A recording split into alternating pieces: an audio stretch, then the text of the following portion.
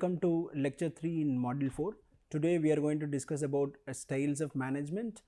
Specifically we are going to look at American, Japanese and Indian styles of management. Let us get into the lecture.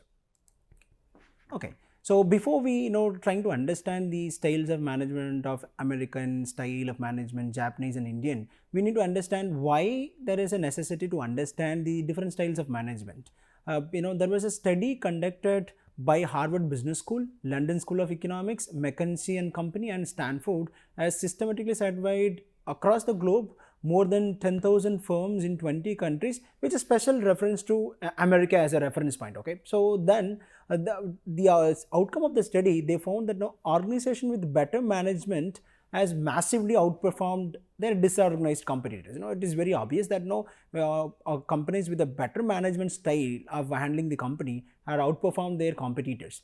They make more money, they grow faster, they have far higher market share values, they survive for a longer period. The sustainability is really large compared to the other companies where their style of management is not that great. Better management is lacking. Okay, now when with specific reference to the kind of countries they looked in, they found that American firms outperform all other with respect to other countries. So America continued to dominate in manufacturing sector, retail sector, healthcare sectors, but not in the high school education where we are talking about schooling education as such. That particular sector, though American management did not been very successful compared to the other sector where we talk about manufacturing or retail or health sector. So US actually outperformed any other country per se. Okay, then next to America, so what kind of countries which are a better management? Then comes Japanese, German and Swedish firms follow very closely but behind America. Then if you look at the third world countries, where developing countries, whereas Brazil, China and India are lag at the bottom of the management charts. We will it will be very interesting to see why there is a variations between the countries, why the importance to study the styles of management, because that is actually going to contribute towards prosperity of the company.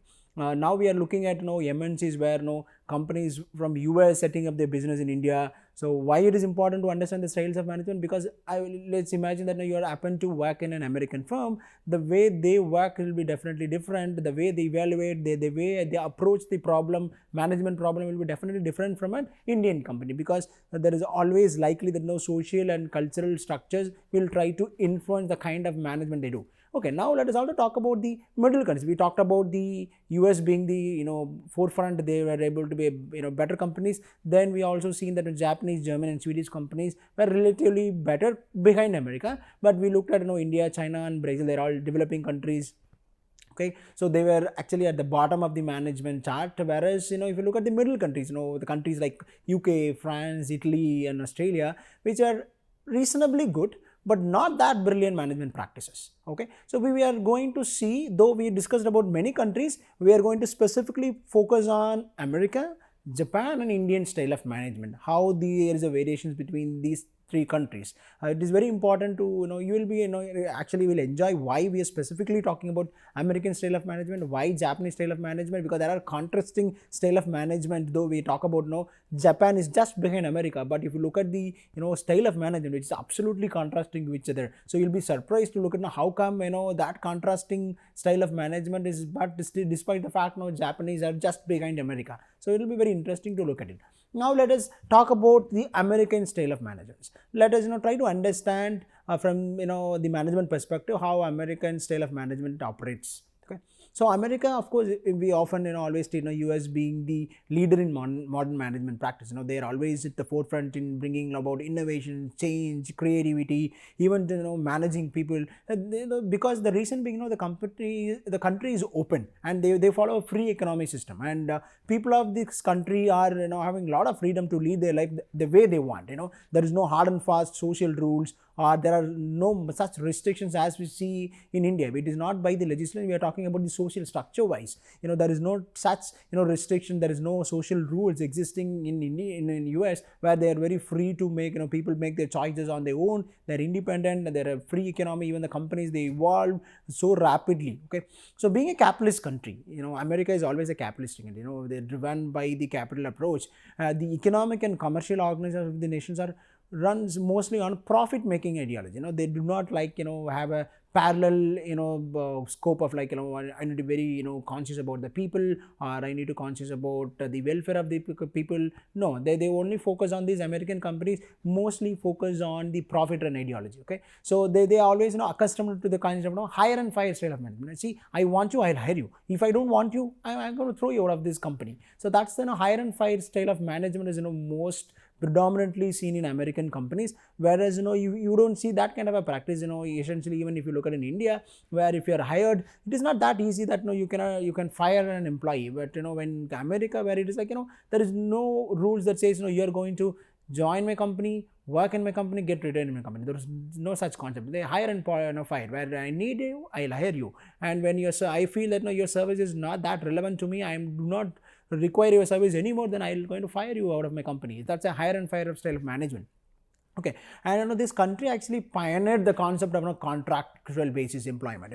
They do not provide you a long-term employment, rather they specify, okay, I'm going to engage you only for a definite period. It's like I'm going to engage you for 1 year, 2 years. These are the country. US is the first country to bring in the concept of a contractual basis. Let's say I'm specifically hiring a one skilled person only for a specific definite period. I don't want to just keep the person in my payroll just because I want that particular skill. If there is no relevance, or let's say my company no more want that particular skill for my project or my company's routine activities, then I don't need to keep them on my role, right? So that's where they come up with the concept of providing contractual basis to my employees. And then of course most countries followed it, right? Now even in country like India, or you go to any other country, you always see there is a contractual system where you will hire an employee for a definite period. Okay, so now American style, they mostly focused on hire and fire style of management. They also believed it being the contractual basis. They did not believe in a long-term employment. Let us see more about the characteristics of the American style of management once. The process of decision making is quite fast. Okay, it is undertaken by the individual basis, right? So individual occupying a different levels in the organizations, they are given the authority to take decision, and they take a quicker decision, because they do not follow the like it has to go up to the upper and higher level to get the permissions. If you are at this particular level, you can take decision for your own level, so that the decision is much faster and quicker. And American management style also adheres to the bureaucratic, and there is a formal organization structures, and it also defines the individual's roles and accountabilities and responsibilities defined to the individual role. It also clearly demarcates what are the power invested to a particular individual in this particular level. So so that there is no stopping of this particular individual, because let's say the boundary is drawn for the particular individual, so it is up to the individual to use the boundary. So beyond the boundary, yes, there is a formal structure which will govern. Okay, you are just crossing a boundary. The moment you cross, you follow this organization structure or the pattern. Unless otherwise you are free to do whatever you want to do within the boundaries. So that's where there is a bureaucratic and then formal structure. But of course there is a clear demarcation and definition for the individual responsibility in the particular level. Okay, so the American companies meet their manpower requirements usually by conducting campus interviews, or even letting the people move from one company to other company, because they feel like they always want developing frequent hopping. I can quickly change, because let's say a new set of employees coming in and I'm hiring a fresh graduates from my from the colleges, so I can easily rope them up, make them learn about my way of style of functioning. Okay, and here in US you all look at people are more career conscious, and they're very honest towards their profession, not the company. See, if you are a mechanical engineer, they've been very honest, they've been very they hold their integrity and value system to the particular profession, not to the company. Whereas if you look at in India, where more than the kind of an association we make to our professions, their loyalty is associated with the company. You see, Indian people always value the company first, then the kind of a profession they do. Whereas in an American style, so where the people of the company in the US, they only value their profession. That is the first. Their status, their engagement, their loyalty is only to the profession, not to the company. Okay, so they always treat see, this particular company giving me an opportunity to learn, and it is giving me an opportunity to advance myself, so that I can move up to the ladder, move up the ladder, not within the company. If I find a better opportunity outside, I'm always free, because that's where the American style of management is very unique compared to the other countries. Because where in our country, where we always okay, when my company has given me a lot of opportunity, that I need to stay back, give it back. I know I should only progress here. I need to wait 10 years to become a manager. Whereas in US, it is not the case. I learned, I'm adequately skilled. Let me look at an opportunity where I can quickly grow. So that's where the kind of people, and then the companies also used it. They do not restrict you. They treat individually, and if the individual finds there's a better opportunity, they say okay, handshake and then say bye. So that's how the culture of management style in US. Okay, then promotions in America is based on individual performances, not on the collectively where the team performance or a group performance. No, it is only on individual performance. Let's say individual A, Mr. Philip, let's say an example, Mr. Philip does this, and then you get the appropriate or accordingly the promotions. It is not Philip works in the particular group A and collectively group A is intensity. No, it is only on the individual performance. Okay. And training and development, of course, part and parcel of the every type of organization in the United States of America. Okay. And leadership style is autocratic or directive in nature. Leadership style, it will tell you what you have to do, and main decisions are the major decision. I would say the major decisions are always taken by the leaders, not given at the middle level management or the people at the different levels. The major decisions or the important decisions are always made by the leaders. So these are the American style of management, and we will also see success in American style of management. See, one of the biggest drivers of success is the variations in people management. Okay, so why the variations in people management? Because American firms are ruthlessly rapid at rewarding and promoting good employees. See, meaning that see, for example, as an employee, you do a better job, they go aggressively give you a huge incentives. They just quickly pull you to different levels. For example, take an example of Sundar Pichai. He's been really good and he's been promoted, and then he become a CEO of Google. Then he become a CEO of both Google and Alphabet, right? So that the parent company of Google. So it is like they do not restrict themselves to reward people. They go start aggressively say, yes, you are contributing to my company, you're doing an excellent job, fine, take this. So this is the reward we are going to give. And at the same time, if you are bad, come on, that's the end of the day. You please better leave my company. I am not actually enjoying your performance. You are not contributing towards my company. So that they just quickly fire them, or at least they say, okay, you see, you're not contributing, better you go retrain yourself, shuffle up and then quickly improve yourself and then come back and start to perform. That's kind of an expectations set. That's why the American style of management, they've seen the huge success kind of in every organization, because you look at your contribution is really valued and then it's been rewarded instantaneously. Then what will happen, you carry a lot of motivations, right? You wanted to contribute, bring in a lot of innovations. That's why American companies outperform other companies, other companies in the other world, right? There is a tougher level of competitions where US open markets generate rapid management evolutions that allows only the best managed firms to survive. It is very simple because the thought process are very fast, they evolve so quickly, they keep changing the way they do the business, the management styles are rapidly changing. So whoever is able to catch up and live up to the level are able to survive the business. Otherwise the other firms will eventually go off the track. For example, in early 2000s, where we looked at Yahoo being preferred over Google, but eventually if you look at the way it's been turned around, where Google become a most preferred search engine site compared to Yahoo. Why? Because the best managed well made firms are used to survive and then they compete the market, not the other companies. So that's a classic example being these two companies, right? Yahoo and Google. Then human capital is more important in America traditionally because and moreover they get a lot of graduates. They have great schools in US, schools in the sense I'm talking about graduate schools and colleges. We are talking about they get most of the populations get into the graduations and then they get a well qualified people for their workforce, right?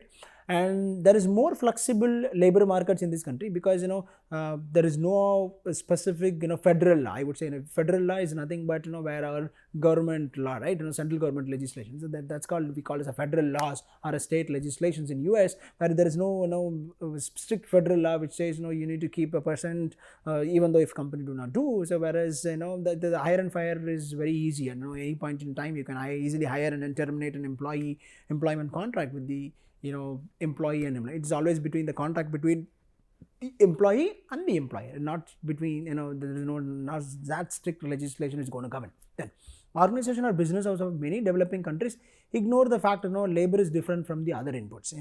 That is why US was able to be on the top. With the reason being, other countries, they always ignore that. They are not able to differentiate between the how the labor input is different from the other inputs, right? The other inputs, we are talking about technological inputs, or we are talking about materials, or the management practices, the styles of the practices. The inputs are different, where the other countries have ignored. So but US is very particular about what is the importance of the labor inputs. They treat it differently. That's why they've been very successful. Okay, now we learnt about the American style of management, why they've been very successful, how do they be very aggressive in the management styles. Now we are going to look at the Japanese management style. Now the moment we just learn, you will see there's a contrasting management styles. Okay, see, Japanese management is often characterized by the lifetime employment. Okay, his lifetime employment is when you get into a company, you get a permanent employment. And seniority wage system, it's nothing but as long as you stay, the older you are in the organization, the more the salary you deserve. Whereas in American style, we have seen that whoever performs really well, they are going to reap the benefit. They are rewarded really high, right? And the way job classifications, meaning that the job responsibilities is not very clearly defined. The demarcation between two different roles are not very clear, and then it's more of a groupism. It is not about individual, it is always a collectivist country. Japanese are all collectivist in nature, a groupism. It is not the individual, here it is a groupism. Whereas in American management style, we found that it is more of an individual. Even the evaluation is done on individual, not on the group incentive. It is only individual incentive. You do, you repeat. You take away whatever you are contributing.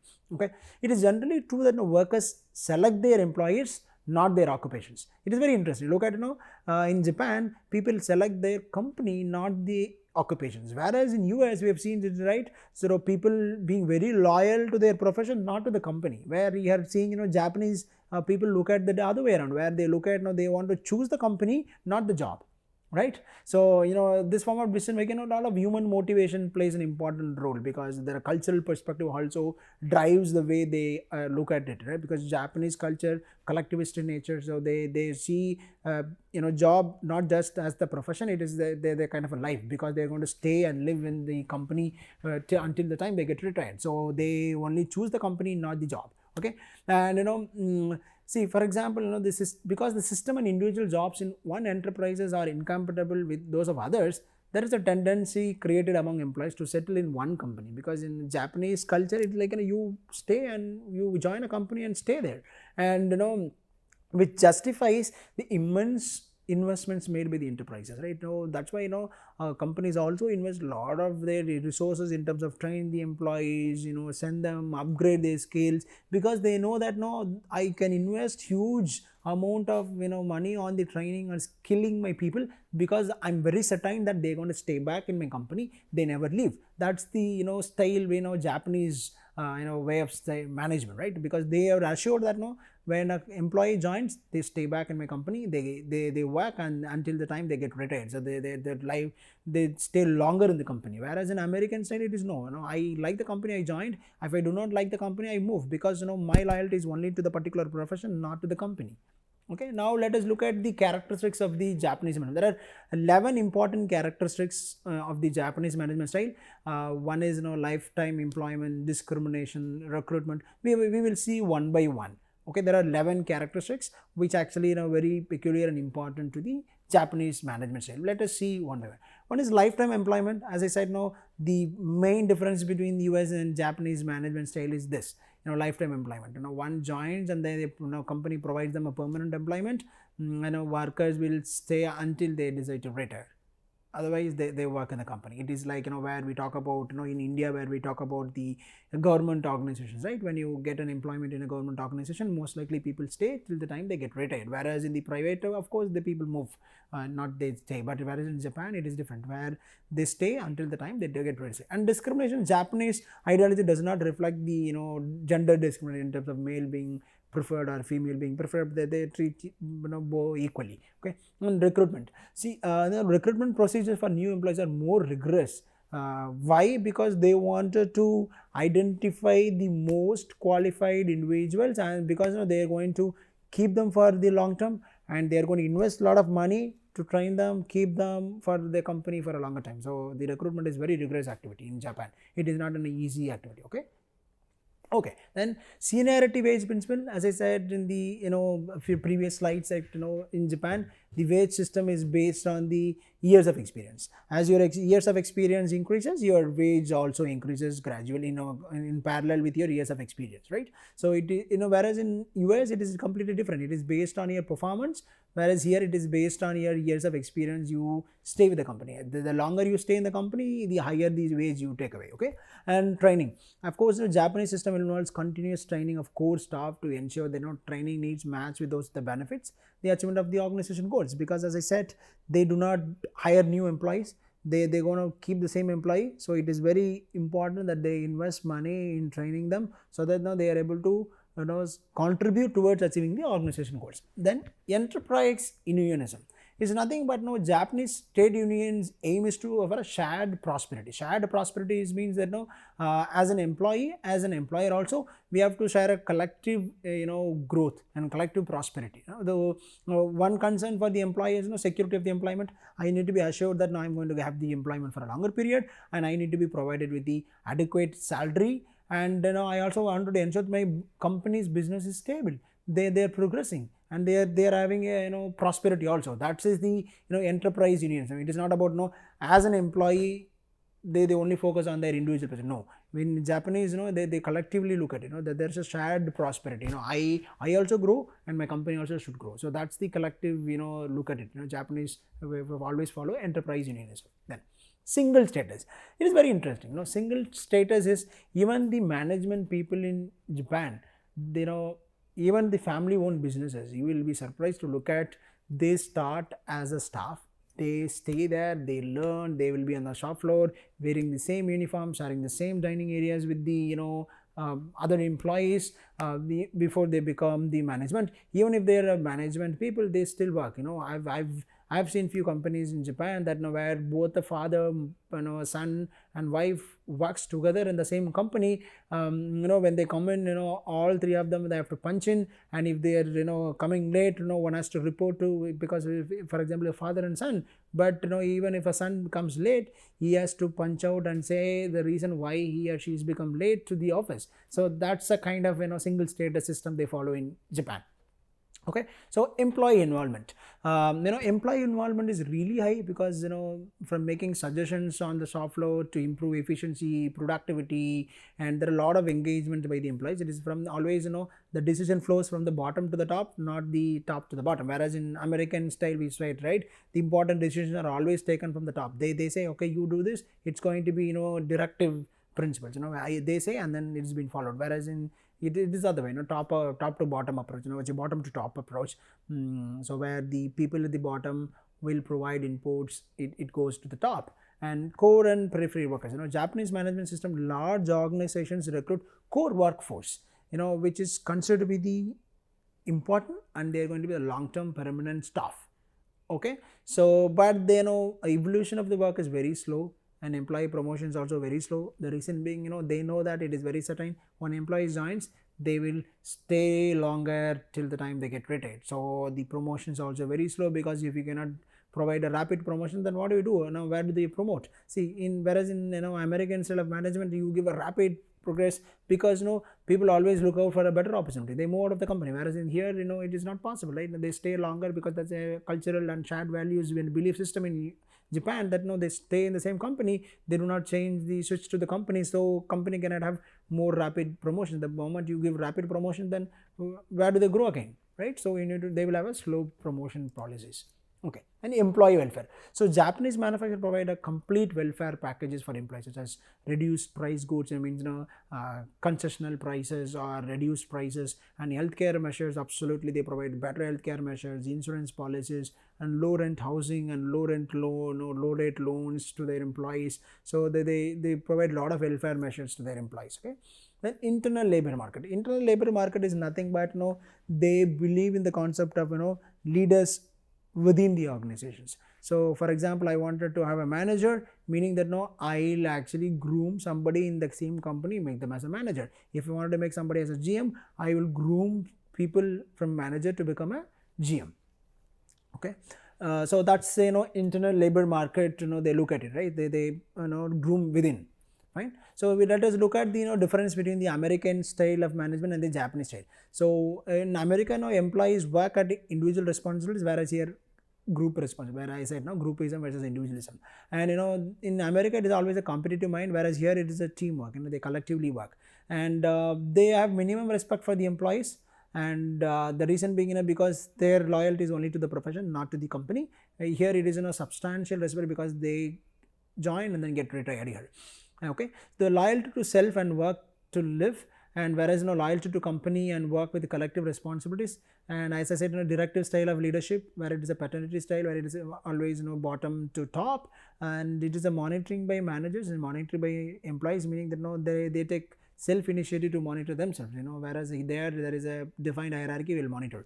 And prompt decision making, because the decision makings are very fast and rapid, whereas here the decision making is delayed, because they have to take a lot of inputs from the people at the bottom to provide the decisions. Okay, then short term employment in US, whereas a long term employment, and rapid evolution and promotion, whereas here it is very slow promotions.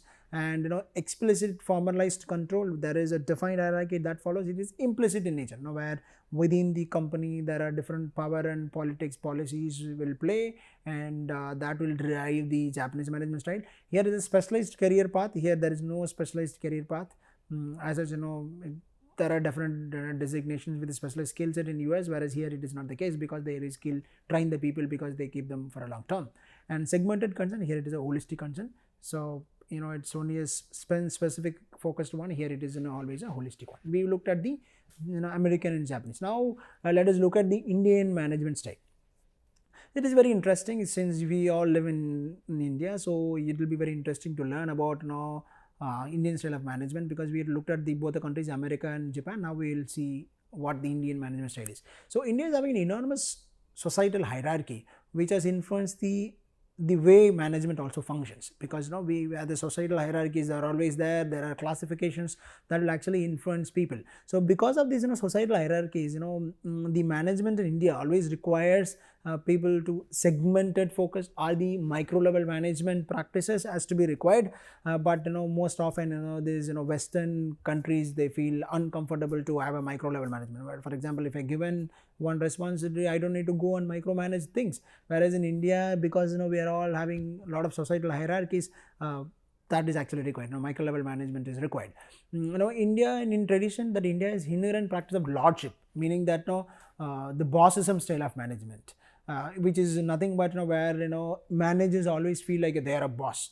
Employees are always habituate, because we followed that there is a boss and the follower relationship, servant leadership kind of a thing, where you always the managers are the boss, and we are habituated to obey by whatever the manager says. So just because of the way the cultural practices in India.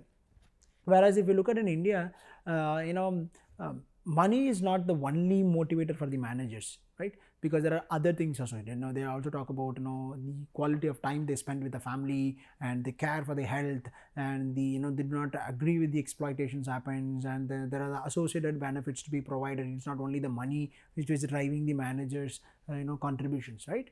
That's where the differentiation between India and then America also comes into picture. Okay, now let us look at the some of the characteristics of Indian management style.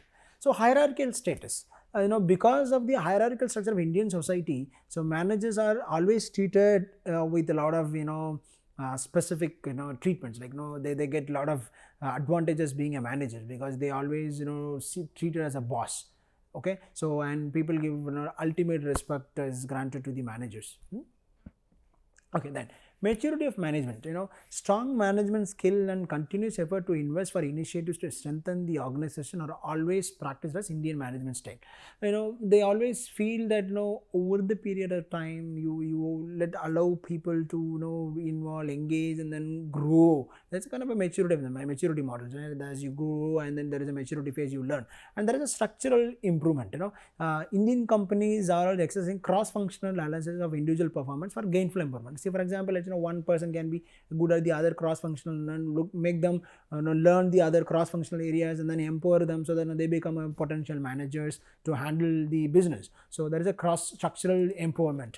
Then there is accelerated strategic resource means very lower strategic support by Indian companies to persuade for identification of potential employees. For example, there is very slow identification of particular employee to grow them or mushroom them as the future leader in the company. Whereas in America, they always identify the leaders and they groom them and make them as a better leader and then give them the opportunity of becoming a CEO. Whereas in India, there is a very low strategic support with Indian companies identifying within the company. They always look out, somebody from outside can come and become a leader of the company. So that's where the difference is. Okay, emphasize on employee welfare. Of course, Indian companies have adopted a lot of policies to provide enough scope for employees to enjoy with the family, as they spend quality time with the family, health insurance and other associated benefits, but not only the money as a motivation. So, other benefits are always drive the employee welfare. And socio-cultural practices, by the Indian system of living, because of the socio-cultural practices, the employees do not question their superiors. Right, as we said, lordships where we obey to the leaders' opinions or suggestions. We never used to refute or refuse or even argue or counter argue even to question the superiors, right? Then that's the kind of a practice in the Indian management system. And human resource development, of course, Indian management style is also provides a lot of scope for training people, recruitment, service related benefits and quality of life accommodations rather than motivating only by the cash. Okay. Less innovations in Indian management style, because we are always driven to load them with enough of the job with the poor executions, and that actually result in not creating enough space for the innovations or creativity, because we demand more quantity, not the quality. That is the essentially the way Indian style of management is. You ask them to create more output but with very poor quality work, and then there is no scope for innovations and creativity, right? Okay, so these are the Indian management style, and these are the references. Today we looked at the different styles of management, which is very interesting to look at American style of management, Japanese style of management, and Indian. So we would have learned the contrasting styles and differences within the companies, how they treat and then manage, right? Because if you look at America being very aggressive, that's why the prosperity of the company is really high, whereas Japan, they are very conservative in the approach, meaning that they provide long-term employment. And whereas Indian style, because of the socio-cultural factors, there are we obey the bosses, we do not question the people, and there is more of a collectivist approach. We share also very similarity with the Japanese model, but it is not only not always on the private companies. Okay, so this is how we can differentiate the styles of management with respect to the country's context. Okay, thank you.